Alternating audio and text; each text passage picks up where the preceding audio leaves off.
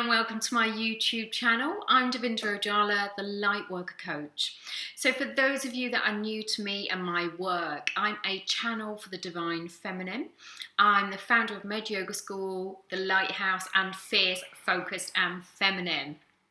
Now, Messages from Consciousness is a space where I'll be sharing channeled messages, energy updates, and tips, tools, and resources to support you through the current awakening and ascension process we're moving through on the planet as a collective right now.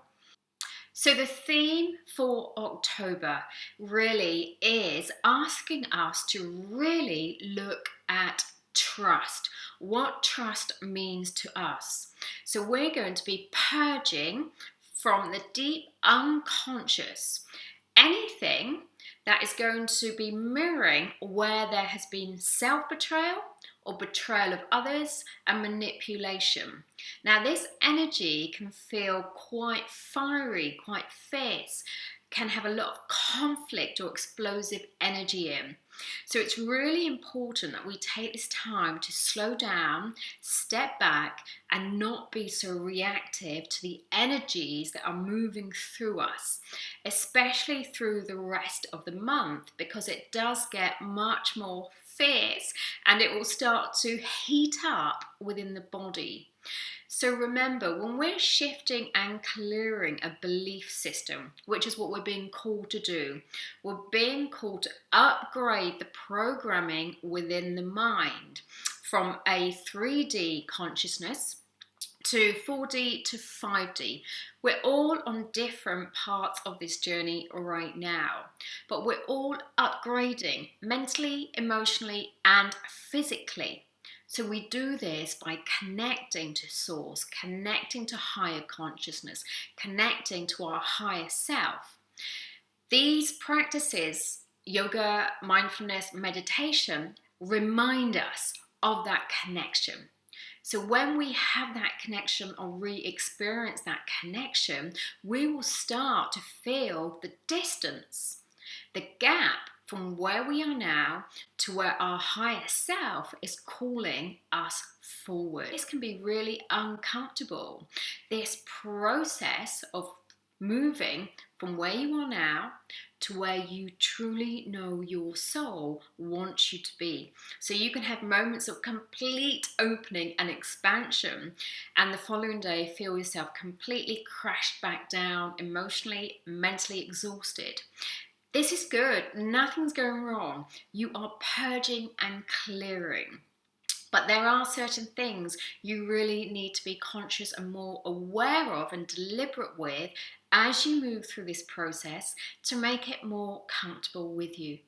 So the first tip is be the observer. Now, this is a tool which I'm going to be teaching you in tonight's masterclass. So details below if you want to join us. By developing the observer muscle, you are able to step back from the unconscious mind when it starts to surface and move towards consciousness. Because when it's left unconscious, we're not aware of it. So it's not uncomfortable. We're just not aware of it. Yet it will be manifesting externally in your life as a negative.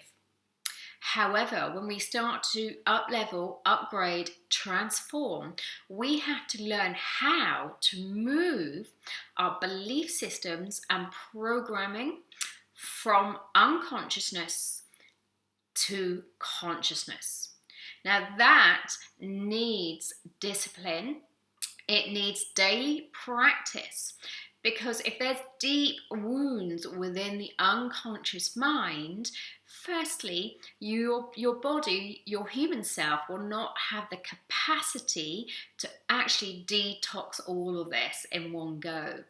You have to learn how to observe so that you can identify the feelings and the emotions as they arise, create a distance from reaction to your new response. So we want to learn how to respond rather than react. So the mind will be programmed into reaction each time there's an uncomfortable sensation that arises due to the fight-flight response. The mind wants to try and keep you safe. Its primary function is to keep you safe, not to move you into your higher potential. So we need to watch for that. So observe yourself, use mindfulness, use meditation. There's a free section on my website. You have access to my meditation library. Start exploring the 7 keys meditation. So start with that a daily 10-minute practice, and then start to develop that to 15 minutes, to 20 minutes. Small steps, but make it consistent.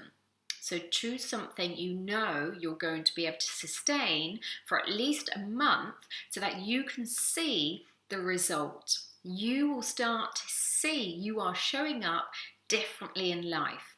You're no longer reacting to what other people say, to what society thinks you should be. You'll find you have an inner stability of calm. So the observer self is a massively powerful tool which you really, really must learn to master as we move through the next decade of transformation.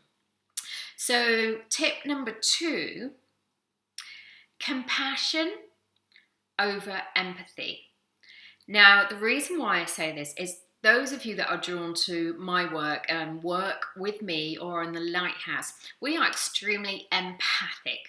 And what we're really learning, and especially with these October energies, is to learn to not get caught up and stuck in that empathy so that it brings us down. Because we're like a sponge, we're in the theta brainwave state most of the time, which means that's quite a hypnotic state to be in. It's a state that children are in up to the age of about 7 to 8. And as you start to meditate, you will also start to slow your brainwaves down and become much more sensitive and absorb the energies around you. So it's important to have a self-care practice, a self-love ritual, a spiritual practice so you can cleanse, detox your aura, your energy field, and clear out what you have taken on from the energies of the people and the environments and the messages around you right now. We want to keep your energy field clean, pure, detoxed and cleansed, and a high vibration. So, empathy is very different from compassion. Neither are better or worse. But if you find you are more empathic, I want you to learn to catch when your empathy is starting to feel toxic and start to understand compassion, in fact, is empathy, but has the ability to step back as the observer and not absorb the other person's energy, so you don't take it on yourself. Really important. So tip number 3, through this phase of awakening and ascension, you are going to experience aspects of the human being that lie dormant within you, that you have judged, that have separated you from love. Now, this came as a real shock to me when I started the journey, because I thought I was very empathic, I was kind, I was loving, I was generous.